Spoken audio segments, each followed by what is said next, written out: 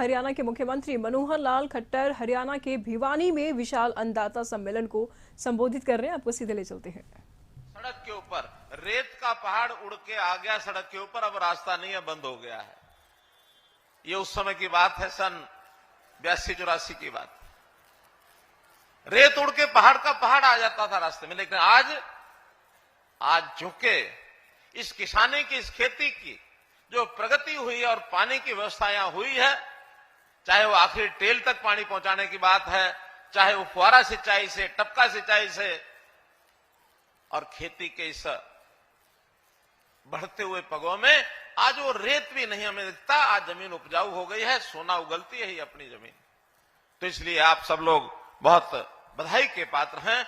ऐसे उपस्थित सभी हमारे बुजुर्गों, नौजवान साथियों, माताओं, बहनों, पत्रकार, छायाकार मित्रों, इतनी बड़ी रैली, यानी देखा जाए तो आज एक रैली यहां है और एक रैली के इतने लोग सड़कों पर अभी भी हैं। अभी भी उस एक रैली के और लोग हैं। इतना बड़ा एक कार्यक्रम किया जेपी दलाल जी, आपके सब कार्यकर्ताओं का मैं अभिनंदन करता हूं, सबको बधाई देता हूं। बहुत बहुत धन्यवाद। भाइयों बहनों, जैसा बताया कि आज चौधरी चरण सिंह जी किसानों के मसीहा, हर समय किसानों के लिए सोचते थे। और वो जैसा रामकुमार गौतम जी बता रहे थे कि वो कांग्रेस में गए, लेकिन किसानों को कांग्रेस ने हमेशा कमजोर करके रखा, इनको कभी आगे बढ़ने नहीं दिया।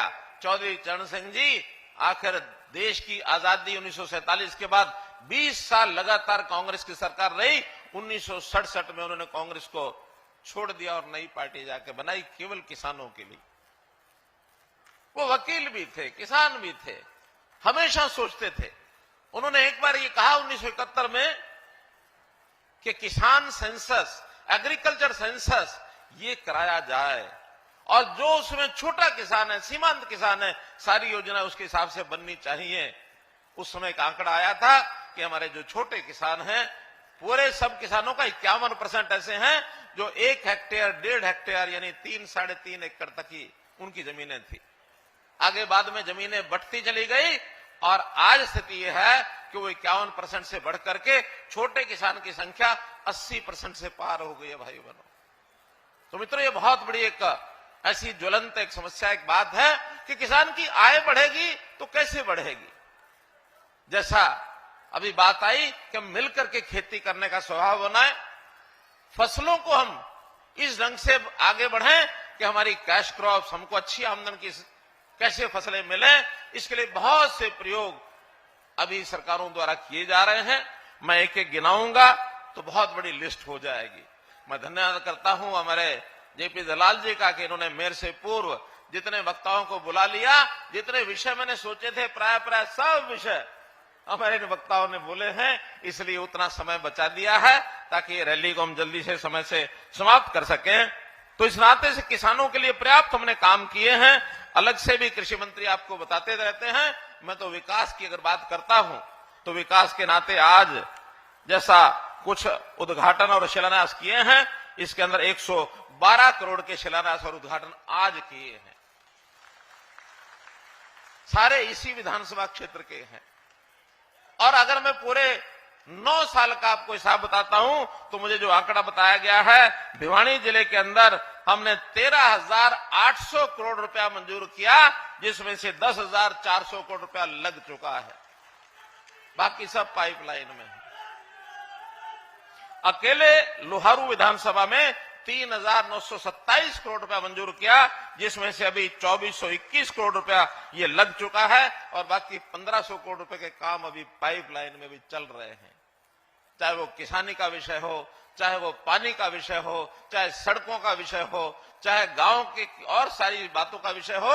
गांव-गांव में मैं घूम कर गया हूं जनसंवाद में, तो मुझे भी संतोष हुआ है कि हमने जितनी योजनाएं बनाई हैं, बहुत व्यवस्था परिवर्तन की योजनाएं हमारी बनी हैं, सबका लाभ गांव में मिल रहा है, इसका मुझे संतोष है। हमने बुजुर्गों की पेंशन ये कहा, किसी बुजुर्ग को अब किसी दफ्तर में दरखास्त लेकर के कोई दस्तावेज नहीं बनवाना पड़ेगा। सरकारी अधिकारी घर में आएगा, साइन करा के ले जाएगा, ऑटोमेटिकली अगले महीने आपको पेंशन मिल जाएगी। ऑटोमेटिक पेंशन 60 साल के बाद शुरू हुई कि नहीं? शुरू हुई कि नहीं हुई है। किसानों का हर प्रकार का हिसाब किताब, क्योंकि आईटी का जमाना आ गया है। अब किसान को दर दर भटकने की जरूरत नहीं है। किसान ने क्या बोया है, केवल मेरी फसल मेरा ब्यौरा पोर्टल पर जाके चढ़ा दे। चढ़ाने के बाद उसकी बिक्री की व्यवस्था सरकार करेगी, और सरकार अगर जब खरीद लेती है तो उसका पैसा सीधा उसके खाते में जाएगा। कोई समय था हम आड़त की दुकान पर बेच के आते थे, सरकार को भी बेचते थे, तो पैसा सीधा किसान को नहीं मिलता था, वो पैसा आड़त के पास जाता था, फिर किसान उसके पीछे पीछे घूमता है। आज स्थिति उल्टी हो गई है। आज हमारे दुकानदार भाई वो आकर के किसान को पूछते हैं, भाई मुझे कुछ 10-20 लाख रुपया चाहिए, आपके खाते में है तो मुझे दे दे। आज उल्टा काम हुआ कि नहीं? आज किसानों के खातों में पैसे आते कि नहीं है? अच्छा, जो किसान यहां बैठे हैं, बिक्री का पैसा उनके खाते में आया है, ऐसे कौन कौन है? हाथ खड़े करके बताओ। सब लोगों का पता है। अब ये उल्टा विषय इसलिए करना पड़ा कि किसान की आमदन बढ़नी चाहिए।